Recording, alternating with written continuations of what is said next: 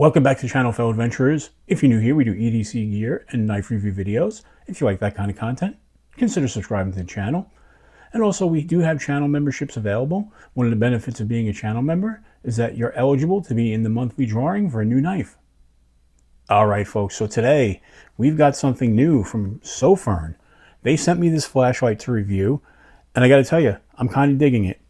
You know what the old saying that sometimes less is more? Well, this is a case of that. You're not going to find a million side lights, backlights, lasers, UV lights, none of that. This is a flashlight meant to be a flashlight. You've got this really cool looking design, almost reminiscent of a Cybertruck in shape. It's kind of what I see it as. They actually call it the cyber design language. It's really great, compact size. We'll go over that in a second. You've got this beautiful gray aluminum. Fantastic the way it's built.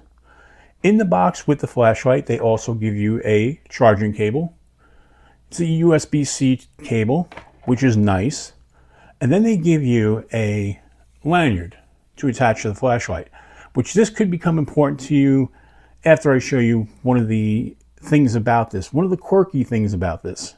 So let's get these off the table and kind of go over the different lighting modes. All right. So let's look at this. First thing you notice, you've got this nice milled aluminum. Feels really good. It's chamfered basically, so it feels great in the hand. That's the first thing. Now, take a look.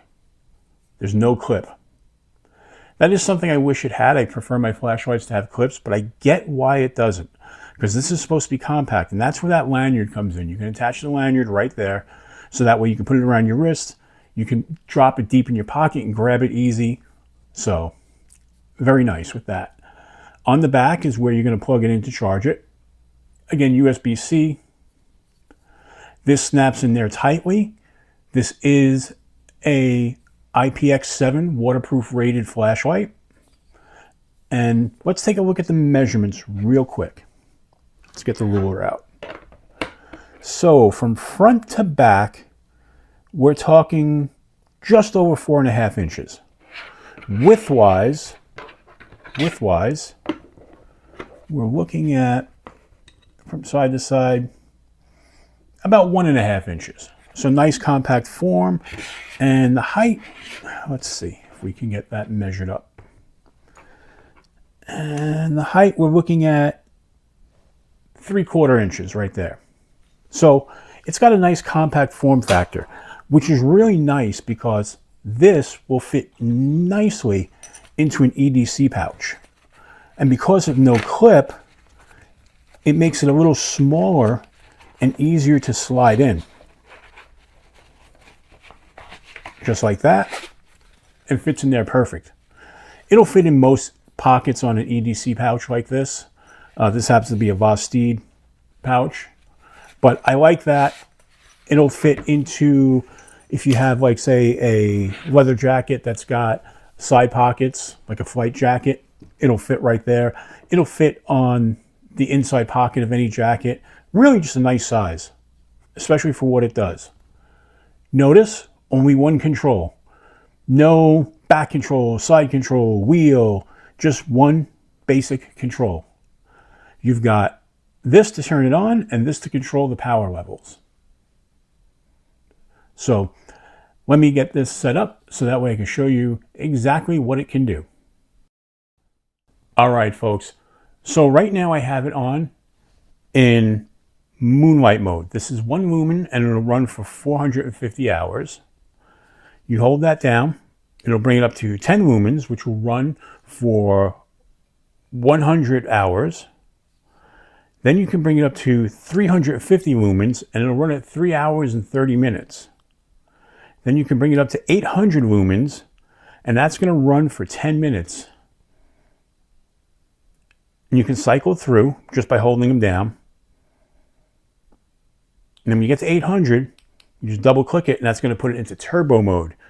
And that will run at 1500 lumens for 2 minutes. So highly versatile. Now let me turn this down so I can show you. if you look at the lights, you can see you have a flood. I should say you have a spot and side lights for flood. So it's going to give you a nice beam pattern without a heavy circle in the middle. Nice, even distributed light. So now let's talk about the beam distance. This will shine out at 226 meters or 742 feet.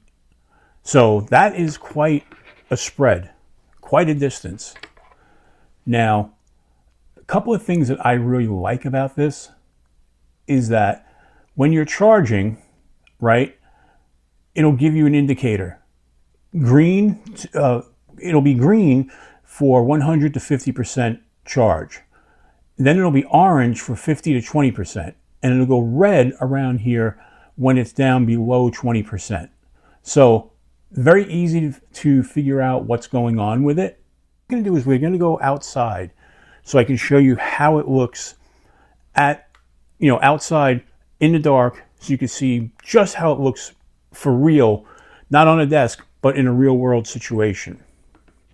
So let's do that, and then we'll come back in and we will basically go over what my overall impression is. All right, folks. When you first turn it on, you can see that's where your power indicator is. It's right on the button. Then it goes out. Now we'll show you the modes. We'll go through them. So that's going to be your low mode. Next is going to be your medium. Then your high.